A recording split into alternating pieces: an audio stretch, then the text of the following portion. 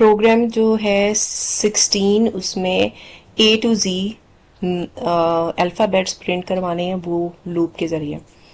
अच्छा, ए to ji alphabets अब loop के ज़रिए तो नंबर्स ही प्रिंट होते हैं। अब अल्फ़ाबेट्स कैसे यूज़ होंगे, कैरेक्टर्स, ये इसको प्रिंट करने के लिए सबसे पहले तो आपने कैरेक्टर एक वेरिएबल बनाना है जिसका नाम हमने रख लिया सी एच।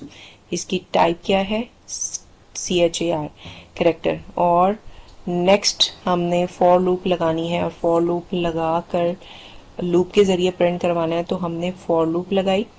और उसमें एक क्या काम करेंगे, फॉर लूप में हमने क्या करना होता है, सबसे पहले तो आपने उसका स्टार्टिंग वेरिएबल लिखना होता है, फिर एंडिंग वेरिएबल लिखना होता है, और उसके बाद फिर आपने उसको प्लस प्लस कर देना है। ठीक है, तो हम ये जो सी एच हमने लूप वेरिएबल बनाया है उसको हम स्टार्ट करेंगे कैपिटल ए से, और उसका हमने कॉमा लगा दिया उसमें, सिंगल कॉमा, जिससे हमें ये पता चल रहा है कि ये एक कैरेक्टर है।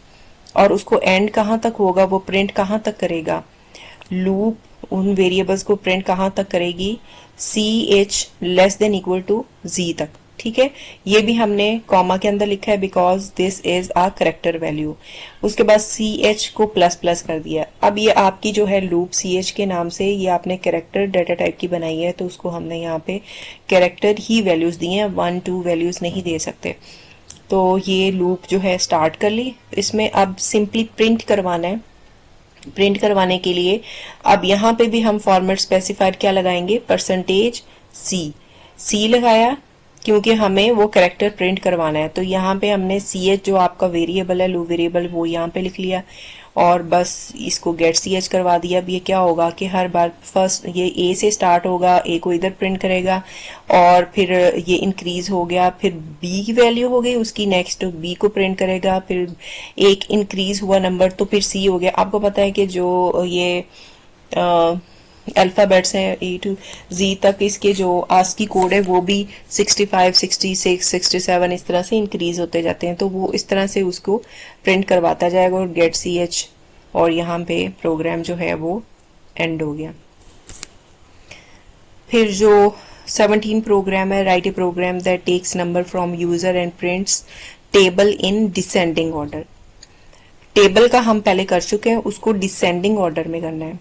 ठीक है, तो वो करने के लिए, और takes a number and user, ठीक है, तो उसके लिए आपने एक जो टेबल के लिए एन और सी वेरिएबल्स ही बनाए थे पहले भी हमने।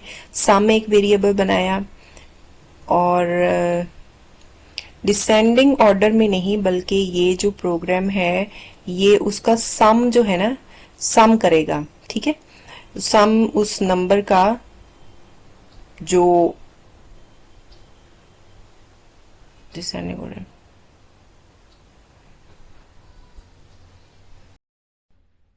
नेक्स्ट प्रोग्राम है फॉर लूप का, इसमें है write a program that takes a number from user and prints table in descending order. तो ये प्रोग्राम भी पहले करवा चुकी हूँ वाइल ये टूल वाइल लूप में। इसमें बस सिंपल एक फार्मूला यूज़ होगा टेबल का, जो ये है। और फ़र्क इसमें क्या है, इसमें डिसेंडिंग ऑर्डर में टेबल आपने प्रिंट करवाना है ऐसे, 2 10s are 20 और 2 9s are 18, नीचे को जाएगी ये 1 तक जाएगा, मतलब 10 से स्टार्ट करेंगे लूप वेरिएबल और ये 1 तक जाएगा। अच्छा, इसको जो है सबसे पहले तो आपने हेडर फाइल्स जो हैं वो इंसर्ट कर दी, उसके बाद वॉइड मेन फंक्शन यूज़ किया, इसमें ब्रैकेट लगाई और यहाँ से स्टेटमेंट्स हमने लिखनी शुरू कर दी, और यहाँ तक हमारी ये वाली इसकी मेन बॉडी जो है ये है। अब सबसे पहले तो हमने क्या किया, इनिशियलाइज किए दो डिक्लेयर किए दो वेरिएबल्स एन एंड सी, इनको ये इंटीजर टाइप के हैं, इनको हमने डिक्लेयर कर दिया। फिर उसके बाद आप देखें टेबल के लिए हमें ये नंबर यूज़र से लेना है कि वो कौन सा टेबल जो है वो प्रिंट करना चाहता है 2, 3, 4 जो भी है, उसके लिए अब हम प्रिंटफ और स्कैनफ यूज़ करेंगे। प्रिंटफ के बाद फॉरन स्कैनफ का फंक्शन यूज़ होता है। प्रिंटफ फंक्शन में हमने प्रिंटफ लिखा और स्ट्रिंग हमने यहाँ पे यूज़ की एंटर अ नंबर। अब ये स्क्रीन पर आएगा कि एंटर नंबर एंटर करें फॉर टेबल। तो ये जो स्कैनफ फंक्शन है इसके ज़रिए आप प्रोग्राम को कोई भी नंबर देंगे इनपुट।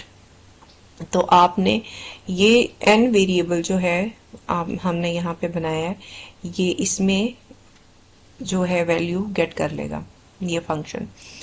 इसके बाद जब हमने वैल्यू दे दी है टेबल की, फिर फॉर लूप लगाएंगे। फॉर लूप जो है अब वो आपने स्टार्ट करनी है। ये c is a loop variable. c loop variable will be started from 10 and then ये जाएगा 1 तक। ठीक है, स्टार्ट होगा from 10 and and will be on 1। और ये जो लूप है ये उल्टी चल रही है, 10, 9, 7 ये लूप वेरिएबल है, ये डिक्रीज हो रहा है इसकी वैल्यू, तो इसलिए हम इसको c माइनस माइनस करेंगे। और फिर प्रिंट एफ फंक्शन यूज़ किया। ये actually this one is the formula of the table. ये इसमें हमने %d लगाया, फिर स्टैरिक, फिर %d, और ये किस तरह से लगाना है यहाँ से मैं आपको एक्सप्लेन करती हूँ। सबसे पहले तो देखें टेबल में आपने लिखा 2 इज़ द नंबर n, ये जो आपने यहाँ पे एंटर किया है। ठीक है, तो ये परसेंटेज ये नंबर है, वेरिएबल की वैल्यू है 2। तो हम इसको इसको इस तरह से प्रिंट करवाएंगे। फॉर्मेट स्पेसिफायर लिखेंगे और ये फर्स्ट वेरिएबल जो है वो है n है। ठीक है, जो ये है इसकी वैल्यू यहाँ पे प्रिंट हो जाएगी। देन हमें यहाँ पे स्टैरिक है, देखें टेबल में, तो स्टैरिक हमने एज इट इज लिख दिया, ये ऐसे ही प्रिंट हो जाता है। नेक्स्ट क्या है 10, this is also a variable, loop variable है c। ठीक है, ये 10 से स्टार्ट हो रहा है, तो इसको भी वेरिएबल को प्रिंट करवाने के लिए %d यूज करेंगे, फॉर्मेट स्पेसिफाई। फिर जो है इक्वल का साइन है, तो इक्वल का साइन जो है वो इसको भी ऐसे ही लिख देंगे स्ट्रिंग में। और फिर ये 20 क्या है, इन दोनों को मल्टीप्लाई करके इन दोनों वेरिएबल्स को n एंड c को, तो आंसर आ रहा है 20। तो हम इसको इसी तरह से n इंटू सी लिखेंगे। और यहाँ पे %d जो है फॉर्मेट स्पेसिफायर इसका लिखा है, ये इसको मल्टीप्लाई करके यहाँ पे आंसर जो है वो प्रिंट हो जाएगा। इसके बाद \n है, because we have to print on the next line.